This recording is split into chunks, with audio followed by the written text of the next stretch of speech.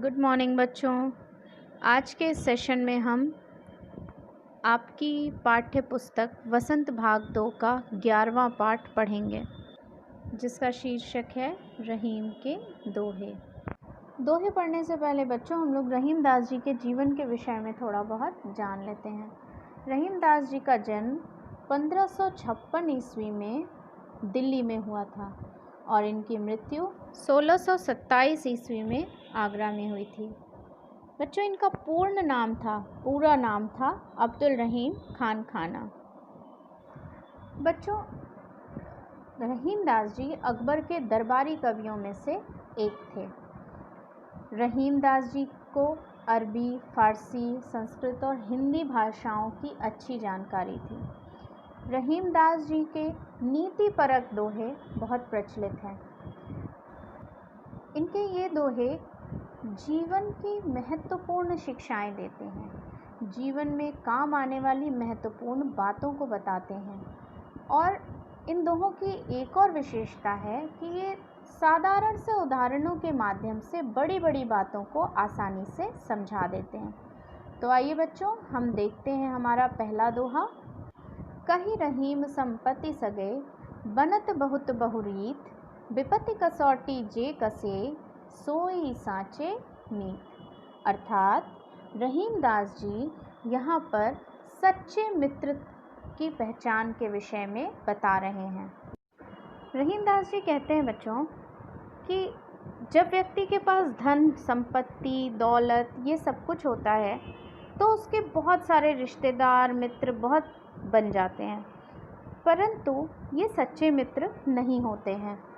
सच्चे मित्र किसे कहा जाता है, इसके विषय में रहीम दास जी बता रहे हैं कि जो व्यक्ति विपत्ति के समय साथ दे, जो व्यक्ति विपत्ति के समय में भी, मुश्किल के समय में हमारा साथ दे, हमारे साथ खड़ा रहे, हमारी मदद करने को तैयार हो, वही हमारा सच्चा मित्र होता है।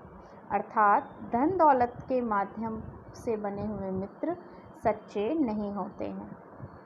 हमारा दूसरा दोहा है बच्चों, जाल पड़े जल तज मीनन को मोह, रहीमन मछली नीर को तऊ न छाणती मोह। बच्चों, आपने एक बचपन में कविता पढ़ी होगी, मछली जल की रानी है, जीवन उसका पानी है। अर्थात मछली कहाँ रहती है? पानी में ही रहती है और उसका जो जीवन है, संपूर्ण जीवन है, पानी को ही समर्पित है। इसी बात को रहीम दास जी ने इन दो पंक्तियों के माध्यम से हमें समझाने का प्रयास किया है। जाल परे जल जात बही, अर्थात जो मछली का जो प्रेम होता है पानी के प्रति, रहीम दास जी क्या कह रहे हैं कि वो एक तरफा होता है। जब नदी या तालाब के पानी में जाल फेंका जाता है तब मछली तो जाल में फंस जाती है, लेकिन पानी उसका मुंह छोड़कर उस जाल से बाहर आ जाता है। आपने देखा होगा ना, पानी छन के बाहर निकल जाता है, लेकिन मछली क्या करती है? उस पानी के जाल से बाहर आते ही अपना प्राण त्याग देती है। अर्थात मछली पानी के प्रति अपने प्रेम को नहीं छोड़ती, लेकिन जल जो है उससे प्रेम नहीं करता और पानी से बिछुड़ते ही, जैसे ही पानी से उसका बिछोह होता है, मछली अपने प्राण त्याग देती है। रहीम दास जी इन पंक्तियों के माध्यम से हमें बताने का प्रयास कर रहे हैं कि मछली की भांति ही हमें भी अपने ईश्वर से प्रेम करना चाहिए। आइए बच्चों, नेक्स्ट देखते हैं। तरुवर फल नहीं खात है, सरवर पियहि न पान, कही रहीम पर काज हित, संपत्ति सचहि सुजान। अर्थात तरुवर यानी वृक्ष स्वयं अपना फल कभी नहीं खाता। सरोवर यानी नदी या तालाब अपना पानी स्वयं नहीं पीते। ठीक इसी प्रकार विद्वान और सज्जन लोग, जो सज्जन व्यक्ति होते हैं, वो अपना धन संग्रह हमेशा दूसरों की भलाई के लिए करते हैं। परकाज हित यानी दूसरों के हित के लिए अपना धन संचय करते हैं। कौन लोग? सज्जन व्यक्ति। सज्जन व्यक्ति हमेशा दूसरों की भले के विषय में ही सोचते हैं। अगला दोहा देखते हैं बच्चों। थोथे बादर क्वार के ज्यों रहीम गहरात, धनी पुरुष निर्धन भये करें पाछिली बात। अर्थात इस दोहे में रहीम दास जी ने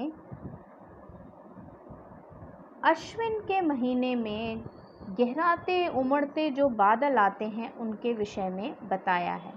अर्थात रहीम दास जी कह रहे हैं जिस प्रकार अश्विन या क्वार के महीने में जो आकाश में बादल छाए रहते हैं वो केवल गरजते हैं, वो बरसते नहीं हैं।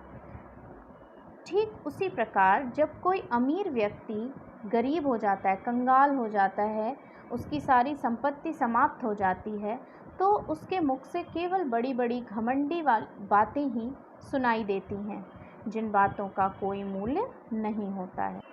अर्थात सुख के दिनों की बातें ही वो व्यक्ति करता है जिसका आज के समय में कोई उपयोग नहीं है, कोई उपयोगिता नहीं है। अगला देखते हैं बच्चों। धरती की सी रीत है, शीत घाम और मेह, जैसी परे सो सही रहे, त्यों रहीम यह देह। अर्थात इस दोहे के माध्यम से रहीम दास जी ने मनुष्य के शरीर की तुलना धरती के साथ की है। रहीम दास जी इस दोहे के माध्यम से कहते हैं कि जिस प्रकार धरती सर्दी, गर्मी, वर्षा सभी ऋतुओं को समान भाव से झेल लेती है, अपने ऊपर वहन करती है, उसी प्रकार मनुष्य का शरीर भी जीवन में आने वाले सभी सुखों और दुखों को सहने की शक्ति रखता है।